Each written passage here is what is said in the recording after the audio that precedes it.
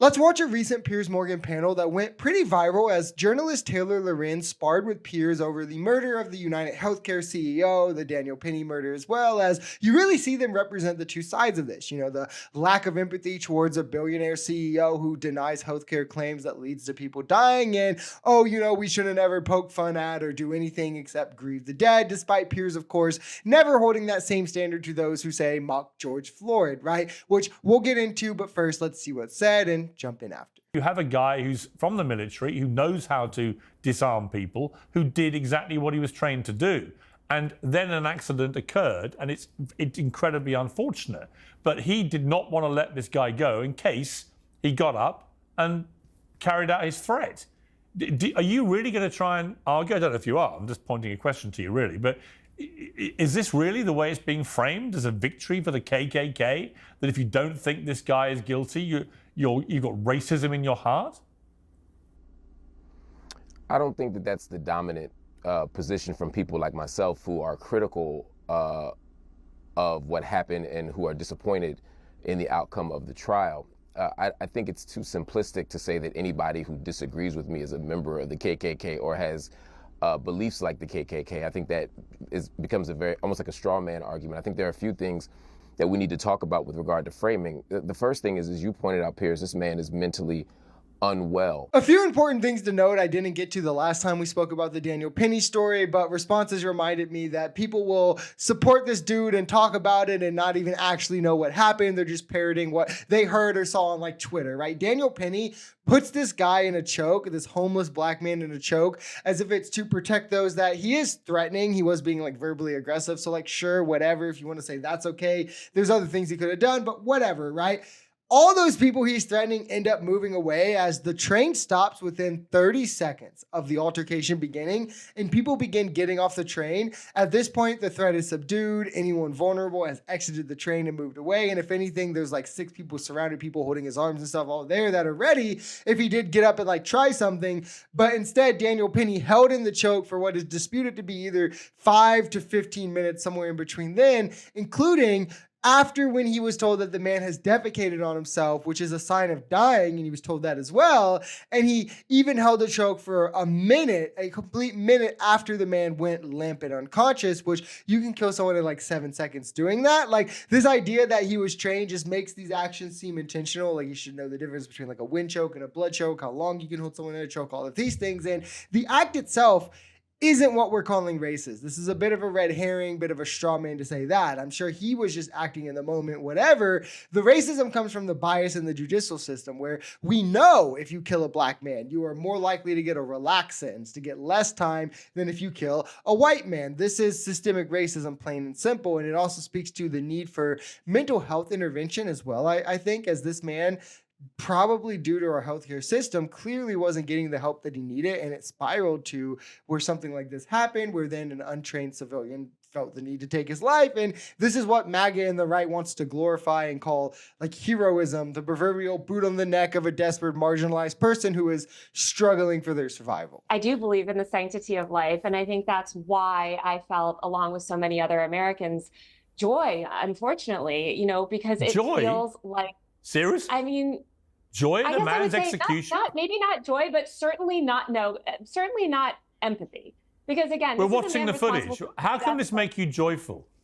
This guy's a husband, he's a father, and he's being gunned down in the middle of Manhattan. Why does that make you joyful? Of Americans that he murdered. So are the tens of thousands of Americans, innocent Americans, who died because greedy health insurance executives like this one push policies of denying care to the most vulnerable people. And the many millions of Americans that have watched people that I care about suffer and in some cases die because of lack of health care. So should they all be killed then? Should they all be killed, these healthcare executives? Would that make you even more joyful?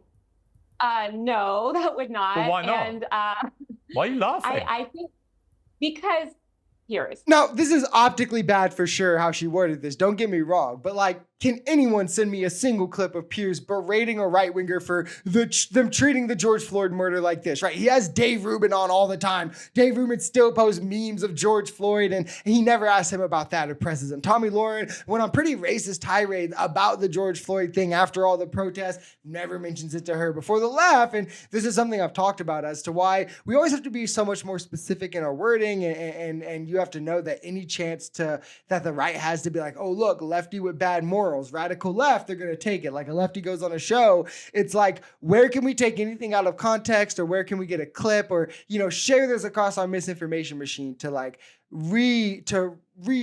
put into the right's mind, like, yeah, like left is like, they're pretty crazy, aren't they? And she was right after she corrected herself. Lack of empathy for killing a person is the right position. Joy isn't, but she said joy first, so that's obviously all the right is going to care about here, even after she clarified. But remember, when Trump says something like verbatim off the wall, and then later is like, that's not what I meant, or that's not what I said, or this is how, it's being taken wrong, we absolutely have to believe him, and we can no longer attack him for the wrong thing he said. It's the benefit of him being able to like pour, so to speak, this misinformation machine where he's never going to get critically asked or pushed about what he said. But now every lefty on Piers for the next month is going to have to answer for Taylor Lorenz saying joy, and every lefty is going to have to answer for her saying this. Like, that's just the difference in standards the two sides is held to. I find your question funny. A bloke's been murdered in the street. I don't find it funny at all.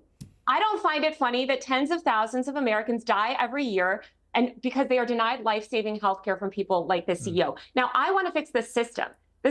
You're right. We shouldn't be going around shooting each other with vigilante justice. No. I think that it is a good thing that this murder has led to America, or really the media elites and politicians in this country paying attention to this issue for the first time. You mentioned you couldn't understand why somebody would feel this reaction when they watched a CEO die.